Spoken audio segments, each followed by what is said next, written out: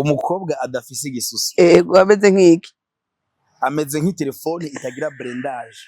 Iguye hasi. Nibatora. Rero ukabuzi yuko utagira igisusu. Ego. Umeze nk'itelefone itagira blendage. Ukazotsitara nguraguye hasi. Uravunitse. Nikufananishe na nani ex wangu, shetani njo munafanana, shetani njo munafanana, ex nipishe nipite. Aho rero muhuye n'umu ex ucumuririmbira akaririmba tuvuga shinzwa fire. Kera twe twakuze ugasanga umuhungu muri quartier anakania mwanamke, urara abakobwa ntibasige badukania vra. Unapita tichoma. Ugamu. Tira abantu bangwaye ni benshi. Yo, jewe. Abo manondera bate kuko bazafa mpomere. Munisame vraiment. Turaganira cyane. Apa y'ubuzima bw'imbere ya kamera, jewe turaganira cyane. Aracyari umusore. Nta mafaranga yo gukwa mfise. Ndi ku isoko. Aracyari umusore. Jewe amazina y'abakobwa ntashobora kudraga cyangwa ntashobora gushira mu nzu. Ego. Je naravyumvise rero sinamenya impamvu. Impamvu ni umukobwa yitwa Tatu cyangwa izina Tatu. Ego. Sishobora kumudiraga, umuntu yitwa Tatu shobora kumudiraga jewe. Kubera cyangwa ndashira mu nzu. Kwanza izina Tatu, urabona kira zina ryose rifise impamvu. Insiguro. Tatu ni umukobwa adashobora gukundana n'umuhungu umwe, maka abahungu batatu. Tatu pole. Hariho Mateso. Ni Irani. Uba Mateso rumurushira mu nzu ni ibyago gusa. Barabiba. Umva gumagwara. Hello mwaramutse namwiriwe bivanye mwese aherereye. Je ndaho meze neza cyane ndashima Imana. No munsi twabonye bukeye hari abandi bwije rwose n'ubuntu bw'Imana, twese turiyo ku buntu bw'Imana. Hama nkuko vyanye mu kiganiro cacu hitananera, même si nerata umubona siko ari kure, mwabisi iki kiganiro cacu ari Rita Neda. No musiyo turafise umutumire twari babariye, nawe ushaka ko tugutumira twandikira bariko nimero ngaho twandika ati turasaba ikiganiro mudushigikire, umubosi atwizere abone ko dushoboye. Jamani mudusapotinge na Mungu abariki kazi ya midomo yetu ko twe ntakora amaboko wakora umuntu. Hama rero no munsi twaronse umushitsi ngo benshi baramuzi cyane sino kwirwa ndivuga arivuga bihagije. Karibu mushitsi. Merci. Ego. Hama murashaka kwibwira abakunzi bayagateka. So hello my people. Amazina yanje nitwa amazina abavyeyi bampaye, nitwa Patient Bizimana. Hama amazina abafana bampaye. Ego. Nitwa Mr Chocolate. Ego. Cyangwa nimbuvuga igifaransa ucunyita Tonto Chocolat. Ego. Ego. Tonto Chocolat. Ego. Munze kunyihanganira abantu benshi muramuzi kuri TikTok n'ibindi byinshi, urumva nashatse kubazanira mutwenge muryoherwe mumenye peut-être intango yiwe gukoresha TikTok kuntu yavyisanzemwo. Afite dushaka wivuge, sinshaka kukuvuga kuratse ko ndakuzi. Je sinshaka rero ndakwivuge, nshaka wowe nyene wibwira abakunzi bacu. Je TikTok ntabwo maze igihe kirekire ndayikoresha. Gusa n'umuntu nyene yambonye cyambwa ati frère ni kumengo ufite talent muri wewe ja ngira ama page ukoresha ufite YouTube ati no TikTok no Facebook ego no mu diaspora cyambwa ati ba reka ndakugurira TikTok iri monetize uzoza urakora nyene abantu bakumenye ko ndabona kumengo muri wewe ufite talent. Yeah, hari mu 2025 munango nko muri Fevrier. Ego. Okay. Hama jewe nabonye video yawe. Umukobwa adafise igisusu ameze gute? Umukobwa adafise igisusu. Ego ameze nk'iki? Ameze nk'itelefone itagira blendage. Iguye hasi. Nibatora. Rero ukabuzi yuko utagira igisusu. Ego. Umeze nk'itelefone itagira blendage gusa. Ukazotsitara nguraguye hasi. Uravunitse. touch futi abarogoti batora none pasi ego ndakubaza iyo uri kumwe iyo uvuze ibintu nk'ivyo mbazi ko ufise abantu muzinanye bato bato nta mu ex ufise muto muto canke aba ex ufise bangaye kwanza imbere ko tubivuga ivyo sha ufata imashini nta mu ex mfise nta mu ex mfise mbere urazi ex cyo bisigora ex n'umwavyaranye bijya vyo kuvuga ngo uvuze ngo abo mwagiye murakundana usanga afise korale yose korale akabendi rero umbwiye ngo mu ex ya umu ex no genre n'umuntu mufise ikintu genre muhuriyeko muhurizako genre muhurizako ya mwaravyaranye murahebana none ku myaka ufise ndushatse kumenya ariyo mugani baza ubu boyivuga myaka yanje Agome inbox nitwa Mr Chocolate undondere muri TikTok ndakubwira imyaka yanje Mr Chocolate muravyara none muri ako kaboate ko siyo korale yose waronse nta numwe wigeze uronkamwo havyara umukobwa mbe umuhungu aravyara uratera inda bayitera gute gunya batera umupira basi bakivuga gute so ego ndafise umwana ntaga numve ko mu wakane ndafise umwana junior yitwa niyo nkuru Don Junior ntaga numve ko mu wakane nyamuji nkase nk'uyu usengezana ya amagari namiko ndaraba video yawe kuri TikTok nare nayipostinze nanje kuri Facebook yanje kuri page yanje ya Facebook uri kuraririmba ngo warimba ina Rose Muhando ngo mufite remix na Rose Muhando so guys ijya video nabonye bayipostinze ndatwenga ndavuga ati huyu naye ni fana wangu je ndagufana cyane je ndakwemera kandi urabizi oya uragisemba uko munafiki so shari ndirimbo indirimbo yitwa X abantu benshi barazi indirimbo ya Rose Muhando yitwa Nipishe Nipite yego urayizi Nipishe Nipite urayigira remix chandagira remix rero ncandayita X urashaka kwituririmbira nikufananishe na nani ex wangu shetani njo munafanana shetani njo munafanana ex nipishe nipite kwa rero muhuye n'umu ex utumuririmbira akaririmba tuvuga shinzwa fire ex ni shetani iyo ni collabo iri kwirazaje na Rose Muhando hama kuva ntabigeragezo canke ibitsitaza vy'abakobwa uruhura navyo kuva ugiye cyane kuri TikTok umva desho cuboneka cyane kuryo wari uboneka kere baza ko hari ciyongeyeko bo ibigeragezo ntavyo nshobora kubura kuko ndi mwiza je ndi bogar ya undavye je ndi bogar mbaza agafaranga gusa naho ndashima Imana kubera yampaye ubwiza amafaranga ndarindira vraiment nizo nzindi ngorane sa jewe baranyandikira nakunze video yawe unapendeza so abakobwa rero abakobwa bakomeretse kuna wanawake walioumia je rabonye umutima umutipe yangu abyo tubona abakobwa bavuga ati ni guyangu kera twe twakuze ugasanga umuhungu muri quartier anakania mwanamke urara abakobwa ntibasige badukania vraiment unapita tichoma ugamu tira abantu bangwaye ni benshi yo jewe abo manondera bati kuko baza kwampomereza munisame vraiment ni mumuveko mumuha amahoro vraiment nukuri arabiyamye munagomba yiturere ubutungane azondana bamuherekeza bamushigike ubwo arimo mubwirire nabi umbona gute ndi mwiza nkaba bibona je ratwo nini ko dada habona gibuzuri bokakayake dada uziko nabuzuri bokakayake hama apa ya TikTok ubuzima busanzwe atwo mu muji mtu anajishurishaga mu bitu bingi ico n'ikindi kigane tuzogira ndashaka ivyo tuzovyiga ko ari ibindi bintu vy'urusaku ndiko ndavyiga ko nakumviseko sino hava nja kubikubaza ntaramenye ukuri kwavyo je ndumenya rusaku muri make ariko ndurusaku rwanje gose umuntu ashaka mbaza ikintu cake ndimvuga ati iki ndafise preuve rero ndacafise amakenga amadute menshi sindaronka ukuri kuramvuye kandi n'umuntu ariko aramugo rusaku ntaruma neza maraba ari bize akaruma nusu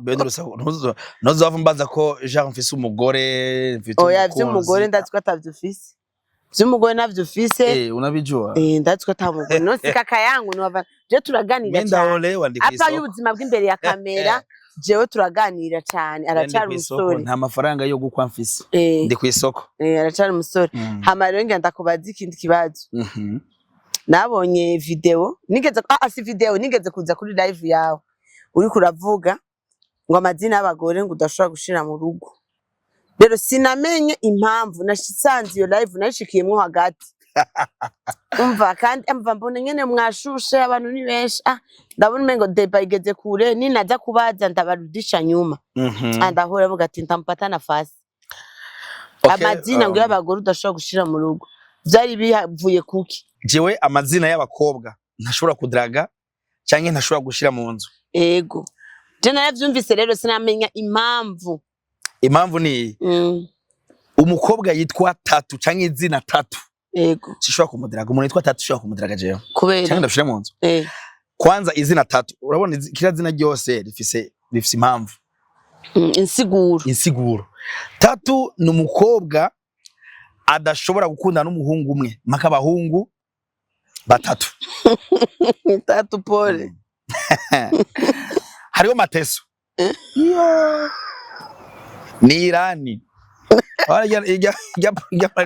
uba Mateso rumurushira mu nzu ni ibyago gusa barabiba umva gumagwara udufaranga twose gumuronka umva ibibazo gusa hariho rero umuntu yitwa Jalala iryo zina rigeze kuryumva hano mu Buyenzi witwa Jalala Jalala ni yarara urumva ba Jalala naho yoga nyene agomasa ni sinzi ni shida tu nawe yisiga ga parfum ngo ni shida ni yarara nyene jara undi usanga yitwa ngo tabu bari bibazo tabu mu Kirundi ni ngorane urumva unkatabu mushize mu nzu ni byago nyene urumva mu bamushwana mu bamufa amatelefone ngo bagomba gutelefona ni ibyago gusa hari utuzina ukwiye gushira mu nzu twa ba happy basoso babela peshu urumva barakunda urumva barakunda nice ego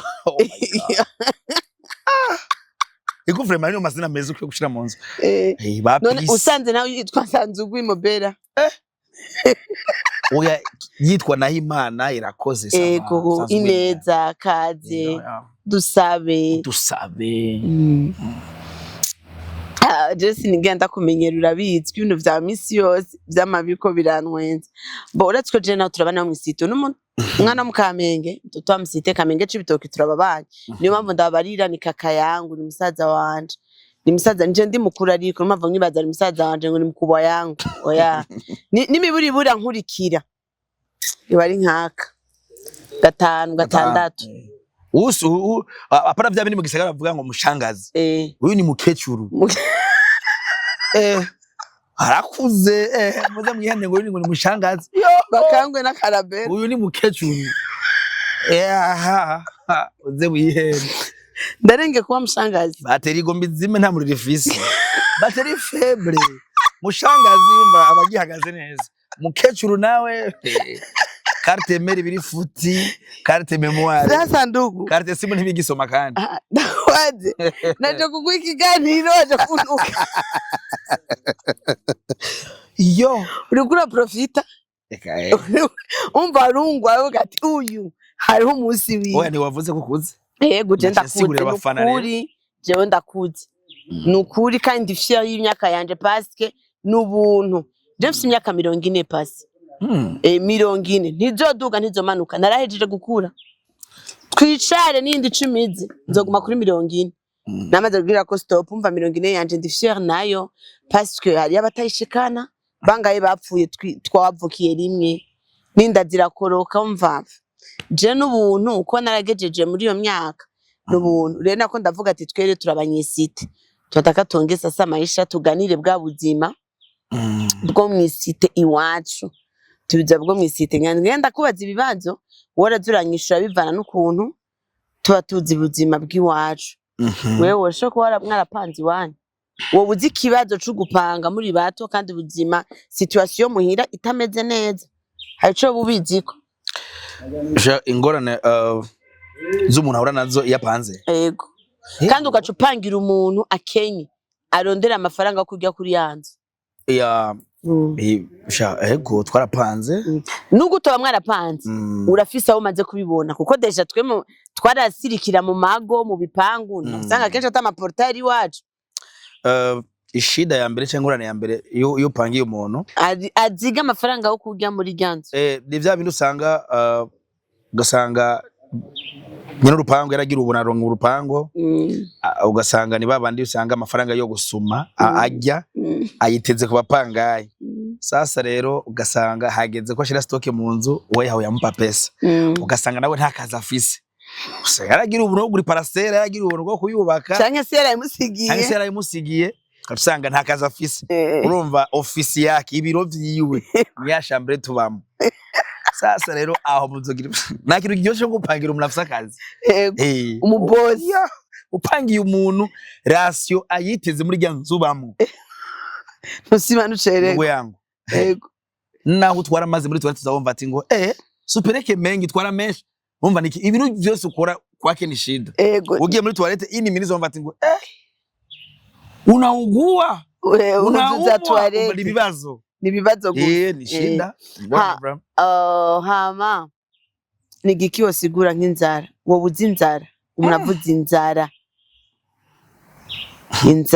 kuko twabona twakure mwisite ni benshi turazi inzara icarico inzara je mpamvu ndakubajije gutyo inzara biri mu bintu jewe vyanciyeko birambabaza kandi nagenda abwiza ukuri biri mu bintu ntinye mu bibazo vyose nogira jewe bize mpazi ikibazo nubwo co bakingana umusozi nguma mbona umengo solution iraza kubihari ariko iyo nshonje n'ikintu kitariko sansanga cabaye ikosa wowe rero inzara iyo tuvuze inzara uyumva gute sha iyo umuntu avuze inzara urumva iyo umuntu avuze inzara nyene shaka ikintu kidasiguritse kuko inzara sinibaza ko iyo baje umuntu inzara yomenye ingene bagisigura kuko nimbuzi ubuzima tubayemo ivyo byose wumva ngo naka ngo afise inzigo naka ngo araroga naka ngo aragira iki ivyo byose bihagaze mu izina inzara kuko yaga nasanze inzigo ari inzara kudakundana n'inzara umva ibintu byose bibi bihera ku nzara kuko umuntu afise amafaranga nta nzigo yogira je hajya uzurabe abantu afise inzigo ni babandi usanga bicara mu marigara atakazi bafise atarja de poche bafise atana hano namwe biri urumva ntazi nuko midaza gufungura nawe wenda kuzi ufise nk'amajana 3 mu mfuko jewe mfise 10000 amajana 10000 francs ego nta nzigo vraiment ngo manite kwenge tonto chocolat ego umeze neza so wagira inzara rero inzara ni ikintu kibabaza vraiment gusumba igikomere kuko igikomere rero ashaka kuja kwa muganga akakuvura mugabe inzara wamfete kiragoye nta nabo bacigishije ngo umuntu ngo amenye definition y'inzara hama rero abakunzi ba Yagateka nkongera ndabwiye ko yari n'umukinyi mwiza wa film ivyo ari ko ndabizi n'umukinyi mwiza wa film ni vyinshi akina neza film hama jema nibaza abantu biwacu nibazi kuraba nibazi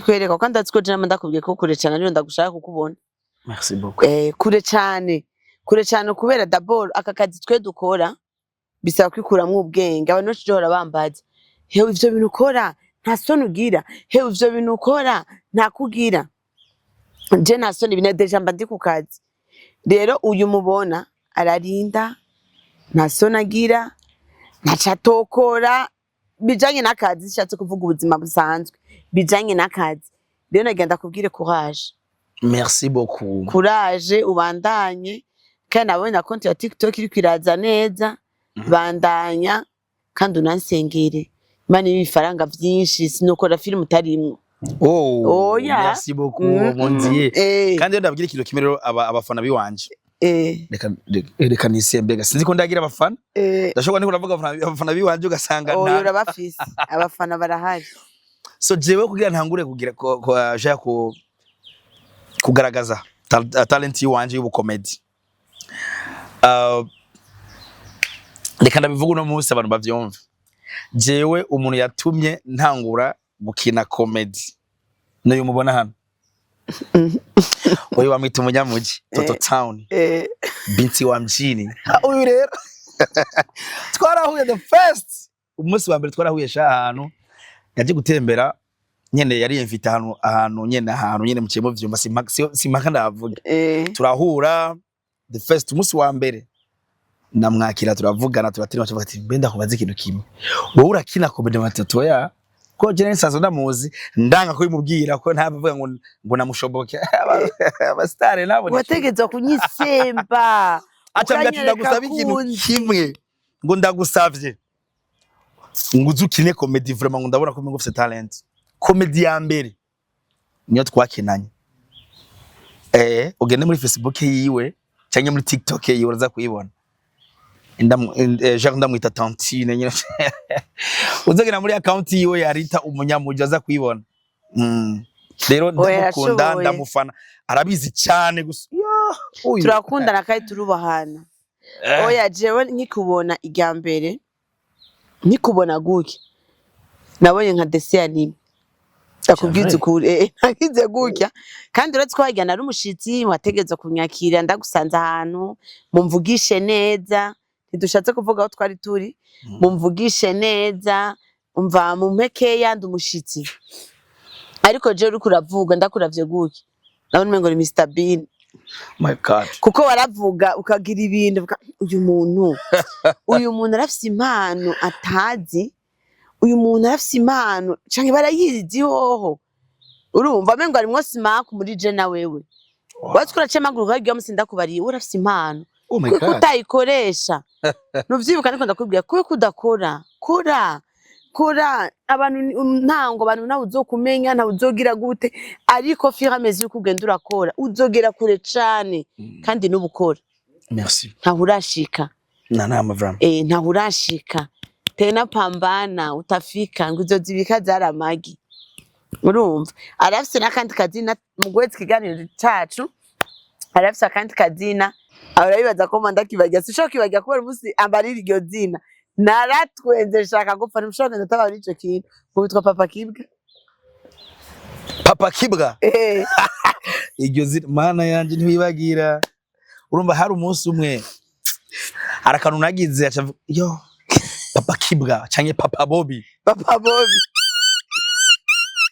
nagize ako kantu shaka cavuga ati ngo wowe ukoyimbwa ngo uyu muntu ngo urugagize ivyo twatwicara Papa Bobby abikoze ngo muragize ivyo ngo nimba talent ntafise jewe niyo kudiraga umugore w'umuntu niyo talent yo bibi ya moto yo fise impano zose zibaho kuririmba gutamba kwandika umuziki kugira gute comedy impano ntafise yo kudiraga umugore w'umuntu niyo ntafise iyo mpano iragoye nawo baza Diamond iyo mpano ntafise arayitinya ico kipaji ukuba umugore w'umuntu aja kumwandikira nta kandi impano ni impano itubwoba umuntu afite talent yo kudiraga abagore b'abantu umuntu atinya apana bijya bya Farias ngo wanacheza ngo wanaimba umuntu afite talent yo kudiraga umugore w'umuntu kandi atira kudiraga umugore w'umusoda uye nagena muri competition jiri ravuga ati vraiment Peter